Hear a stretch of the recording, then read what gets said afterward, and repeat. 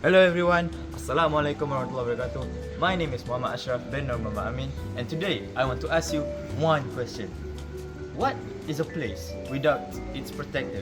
Like, what is a school without its guards? What is a bank without the police? And what is a nation without its soldiers? Now, you'll probably already be guessing what I am going to review today, but without further ado, let me know in the comments if you guessed it right. But let's go to the trail. Here we go.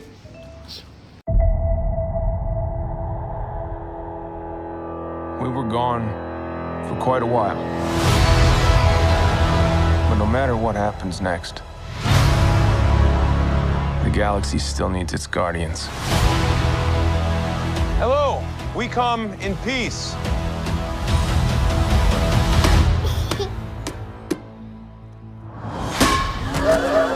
Come on, Drax. Seriously, dude? No! Ow! Hey!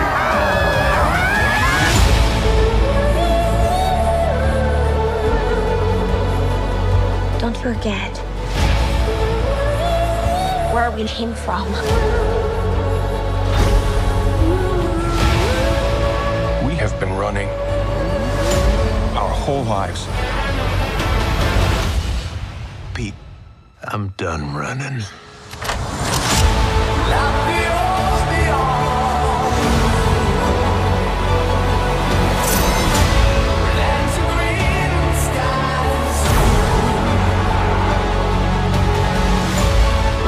We'll all fly away together.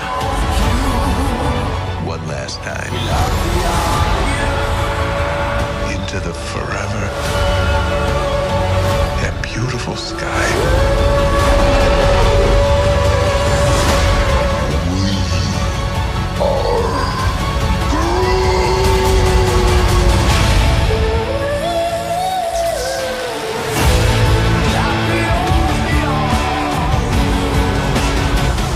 Kill anyone who gets in our way. No, not kill anyone. Kill a few people. Kill no people. Kill one guy, one stupid guy who no one loves. Now you're just making it sad.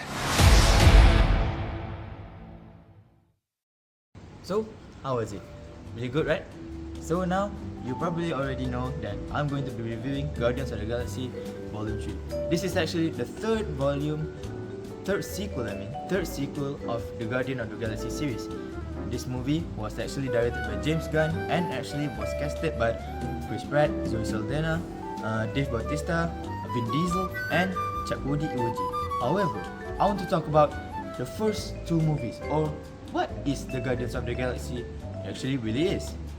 So, Guardians of the Galaxy are actually a group of people that defends the whole galaxy from threats, which is what we see in the first movie where they Star-Lord, Groot, Rocket, and Gamora and Drax actually defended Xandar from Ronan the Accuser. And in the second movie, we see them again defending against Ego, which is actually Star-Lord's dad.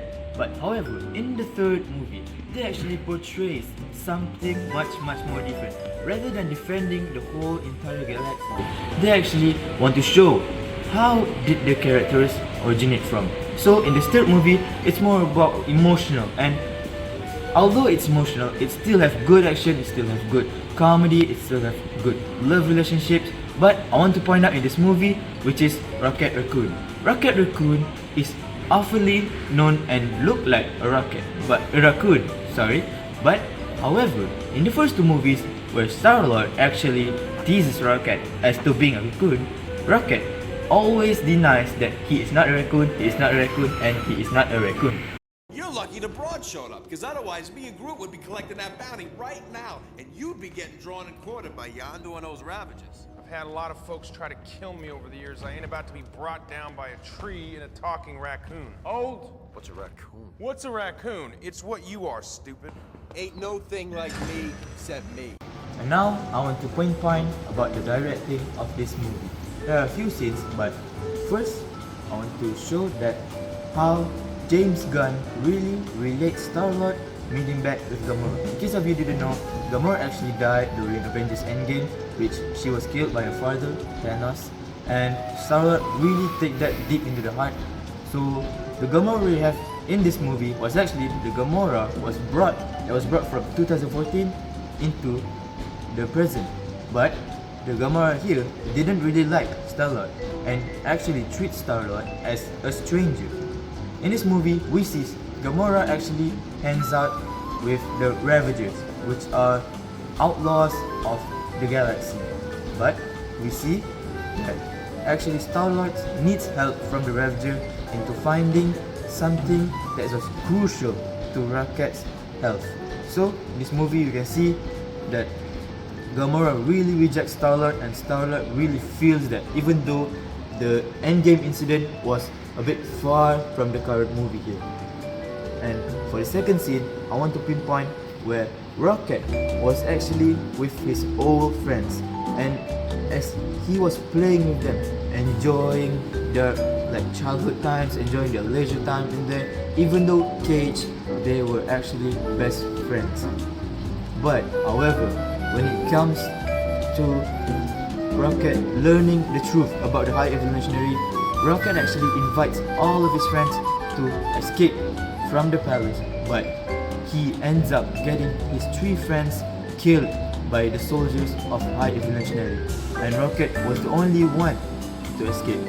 So that really plays a part of the movie, showing that Rocket is really hurt inside, but he always portrays a tough character outside, and you can see in the 2 movies, he always did not want to lose to Star-Lord to anyone. He always wanted to do his best and make sure his team accomplishes what they must need to be done. So we get to the next part, which is acting.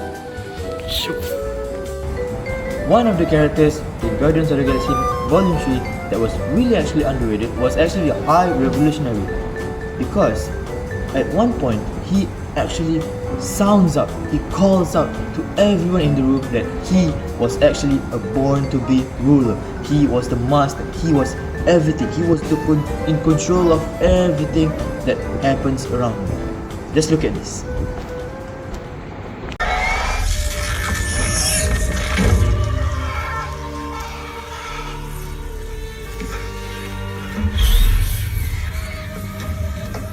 What happened in there?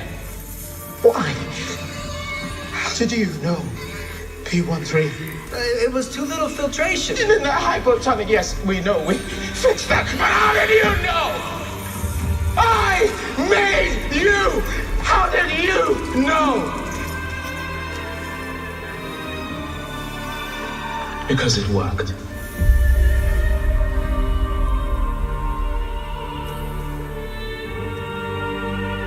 It worked. Their rage is gone. We have the peaceful creatures we always saw. Even though the High Revolutionary looks like just a normal person to you, but he actually gives that aura off of him. He gives the pressure off of him into Rocket, as you see at that scene. So now I want to talk about the sets in this movie. I really like how he portrays about Counter Earth.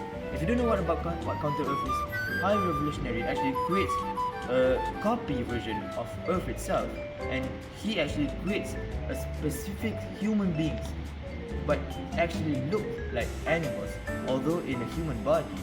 That High Revolutionary said that they are the perfect beings, and they were supposed to be placed on the Counter Earth. As you can see, the Counter Earth was actually really just look like a normal village where you spend your days of retirement out, and it was just so peaceful there. So I really want to clip out this part. So all in all, I really recommend you to watch these movies, whether it's with your families, with your friends, or anybody really.